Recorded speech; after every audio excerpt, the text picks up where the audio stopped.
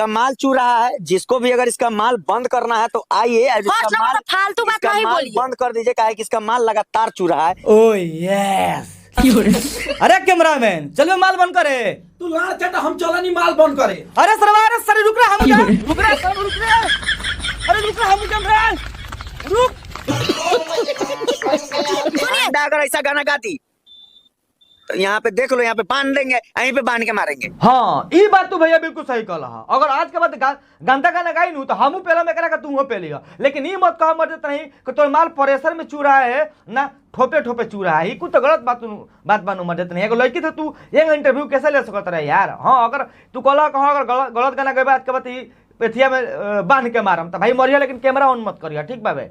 कहीं से हम देखम तो हमारा लाड़ पर दुख लगी, मतलब दिल में दुख लगे। हेलो फ्रेंड, एक नया वीडियो में आपका फिर से स्वागत है। भाई फाइनली आ गया क्रेजी भाई का वीडियो। हाँ जी, बहुत ही ज्यादा मजेदार वीडियो है, तो भाई वीडियो को पूरा जरूर दिखेगा। अगर भाई वीडियो आप लोग को थोड़ा सा भी एंटरटेनमेंट करता है, थोड़ा सा भी आप लोग को मुस्कुराहट देता है, भाई वीडियो को कर दीजिएगा लाइक, चैनल को सब्सक्राइब जरूर करिएगा, क्योंकि हम लोग ऐसे एंटरटेनमेंट वीडियो हर रोज आप लोग के लिए लाते रहेंगे, आप लोग हंसाने का प्रयास करते रहेंगे। तो भाई चलते हैं वीडियो में आगे बढ़ने से पहले, वीडियो का लिंक आपको डिस्क्रिप्शन में मिल जाएगा। तो भाई चलते हैं वीडियो में आगे बढ़ते। ये देखो भाई पूरा वीडियो जरूर देखिएगा, बहुत ज्यादा मजेदार वीडियो है। अरे भौजी, सबसे पहले तो तू हमरा के ई बतावो कि सरवा माल होला कौन? जौन अगिला से लइकन के गिरेला नु ओकरे का माल कहल जाला। अरे सारावा, तोरा के वीडियो के बीच में बोले कौन अरे ना तब काहे बोले अरे सारावा? कूद के पेल दम सरूत नहीं, लान चट के बानर हो जाइबा। लाड़ चाट लेबो। अरे तोरी बोहिन कि माँ लगी रे धीरे धीरे। मान गिरे। चला भौजी, हम मान लेतनी, मान लेतनी के तारा माल गिरत आवे, लेकिन सरवा गिरत कहां से बारे? अगिला से। हाँ बिल्कुल सही कहले है। कहां गिरत आवे? अगिला से। अगिला से माल कैसे?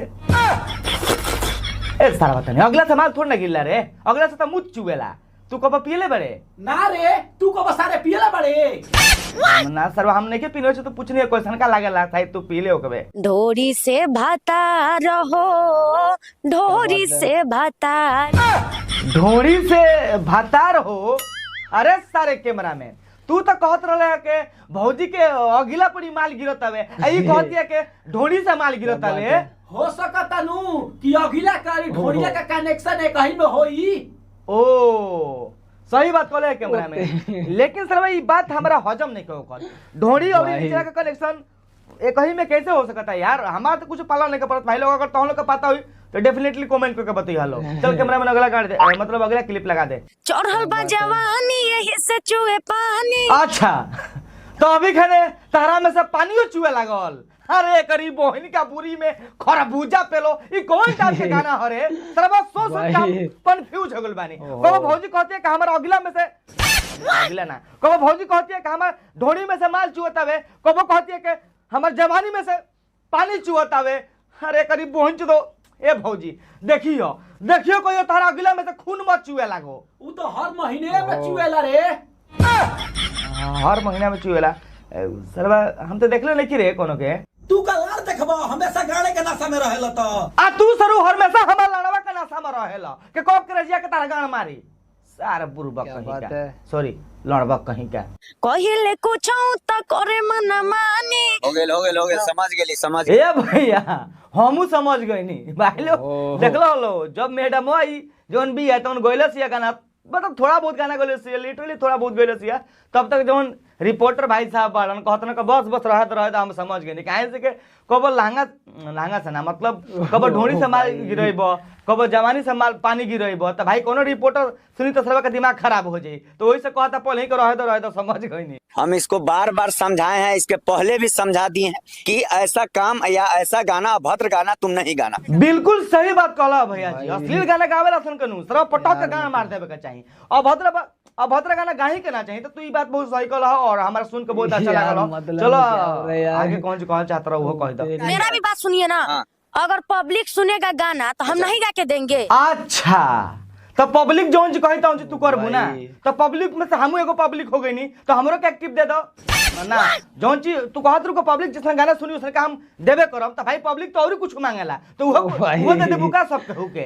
अब देखो लो भाई लोग जोन जानी कोनो जानी हो चाहे कोनो जना हो सालो अश्लील गाना गइयो लो अब भद्र गाना गइयो लो हम पेलबे करब, बोलो हमर लांग मुरुक जाई बड़का बाबू से जाकर अपन बैठवा ले मोर का, लेकिन पेलन ना छोड़म साल लोगे। कितना उम्र है तुम्हारा? 15 साल है। 15 साल में माल चुने लगा। अब देखा भैया तो तू गलत बात बोला तरा पेलम का मर जब सर मतलब ई तू सरासर गलत बात बोला तरा मर देत नहीं तू कैमरा ऑन करके एगो 15 साल का लड़की के डिसरिस्पेक्ट करत रहा मर देत नहीं कह तरह के 15 साल में तोर माल चुए लागल। अगर कैमरा तू ऑफ करके ओकरा से कुछ सवाल पूछतो चाहे ओकरा का दू झपड़ मार देता का तू छोट बड़े तू काहे इतना गंदा गाना गावत रहता हम कुछ ना बोलती। कैमरा ऑफ करके तू सवाल जवाब करता चाहे 2-3 झपड़ झपड़िया देता उ समझी उ छोट भी अभी उ समझी हां आज के बाद अश्लील गाना ना गा, लेकिन तू मर देत नहीं कैमरा चालू करके कहत रहा 15 साल में माल तुम्हारा चुने लगा काहे हो मर देत नहीं। तार जानल जरूरी बाबे ओकरा माल चुअत का ना काहे ओकर मलिया लेके तू रोटी से बोर के खइबो का सार बुरछ छुनर कहीं का। 15 साल में तुम्हारा माल ठोपे ठोपे चुरा है कि प्रेशर में चुरा है? हंसे बरतन भाई लोग हाई अगर बहन चुदवाला से हम ये पूछल चाहतनी कि इस तरह न्यूज रिपोर्टर हवे ना रिपोर्टर के झांट हवे ना सरवा तक तो लोग कोने सरकार रिपोर्टर देखले बोलो भाई लोग जो लड़की की उम्र 15 साल बाबे ओ सरकार लड़की के पास जाकर रिपोर्टर पूछलो सन कि तोर माल प्रेशर में चुवत हवे ना धीरे धीरे माल चुवत हवे। हरे सरवा लॉन्चट जहां तक अच्छा बात बोल रहे हो ई वीडियो में तहां तक तो सपोर्ट करिए, अगर गलत बात बोलबे बहन चोद दे। सुनिए ना फर्स्ट नंबर में चुरा या ठोपे ठोपे सुनिए ना अरे सारे कम से कम ओकर बतिया तो तू सुन ले तू कौन सी चाहती है तू सर में भाई बतिया बार बार रेक्ट मरले बड़े कि तोर माल प्रेशर में चुवत हवे ना ठोपे ठोपे चुवत हवे ना गदगदाई के चुवत हवे। सर भाई कोई बात पूछो तो का जरूरी बरे ओकर मलिया तू गिलास में रोक के पिएबे का पिएबे त बोल सरबत नहीं 2-4 गिलास हम कुतवा के तने पी ली है गटगटाई के।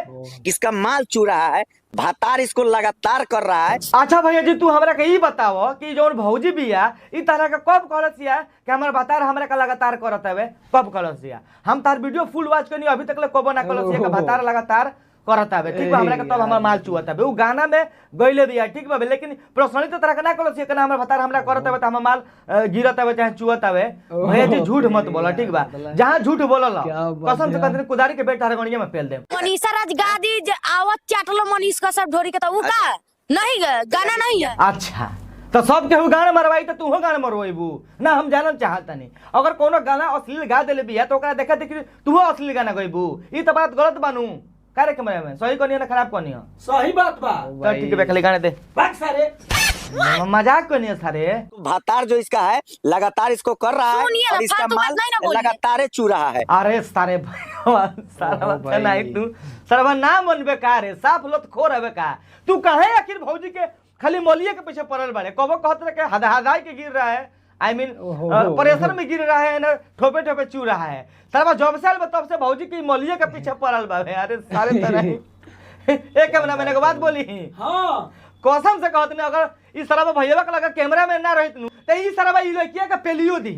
ये गाना गाती है लड़की किसका माल चू रहा है। अरे सरवा भैया तू हमरा के पागल को दे बेकार है तू एक ही बतिया बार बार काहे कहत रे सारे त नहीं अगर ज्यादा भौजी के माल चुवता नु त ले जे के सरवा बोल्टी 4-5 गो लगा दे, लेकिन एक ही बतिया मत तो का माल चुवता में अगर सरवा भौजी के और भौजी के दही पड़ी माल ना चुई तो सरवा गधा का लाड़ चुई नहीं फालतू बात मत बोलिए। भातार एगो करेगा आपको नहीं तो तोर मौसा पेली हन मतलब तोर मौसा बोलिए ना करा करे सारा बात नहीं जोना से लड़किया बियाह करी तौने नु एकरा का मारी चाहे एकरा के कुछ करी सारे त नहीं तू काहे तब से एकरा पीछे लड़ियाल बड़े रे सारा बात नहीं।